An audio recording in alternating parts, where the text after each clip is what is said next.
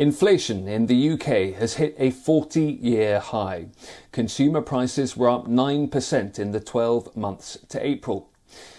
Let's go straight to our correspondent Giles Gibson, who's joining me live from London with more on this. And Giles, take us through some of these numbers.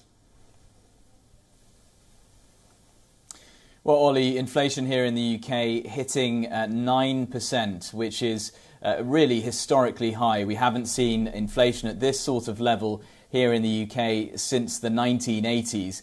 But economists were expecting to see this sort of a number when this official data came out earlier. And that's because in April, what we saw was the government lifting a price cap on energy prices. So as a result, of course, people's electricity bills, people's gas bills really went up over the last several weeks or so. And that's what economists say is really driving a lot of this inflation here in the UK, although it has to be said that we are also seeing really inflation just across the board. So, you know, everything from food to rent to petrol to diesel, all of that going up as well. Now, the Bank of England has already said just about a month ago that they expect inflation to rise to 10% over the course of this year off the back of the coronavirus crisis, as well as war breaking out in Ukraine. But actually, if you are a low-income family here in the UK, you are effectively already seeing double-digit inflation, already experiencing double-digit inflation. And that's because low-income families, they spend a much larger slice of their income on those energy bills, which, as I was just saying, are now just surging really rapidly here in the UK. Well, what is the government going to do then? There is increasing pressure, isn't there, on Chancellor Rishi Sunak to take further action of some sort?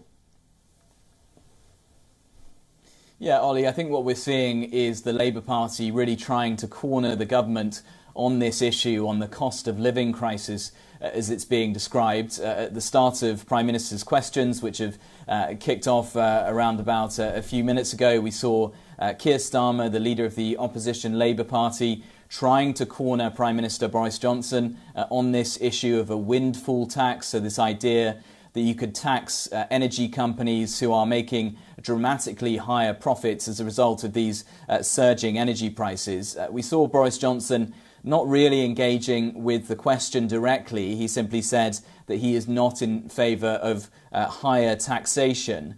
We've seen this tactic as well sort of generally in Parliament from the Labour Party, trying to force votes on some of these issues to get the government on record. So on Tuesday we saw the Labour Party forcing a vote in the House of Commons on that concept of a windfall tax on North Sea energy companies.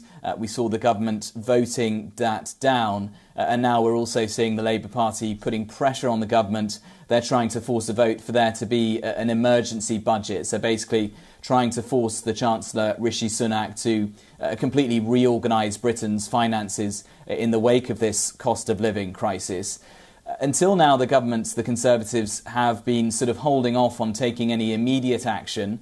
They've been saying that they've been responding in different ways, but we are now, Ollie, starting to see signs that that pressure is really taking its toll. We've seen Rishi Sunak, the Chancellor, saying that no option is off the table in terms of some sort of action on energy companies. And we also saw Liz Truss, the Foreign Secretary, a very influential member of Boris Johnson's cabinet, saying that as far as she's concerned, she would prefer to see tax cuts rather than some sort of a windfall tax on energy companies.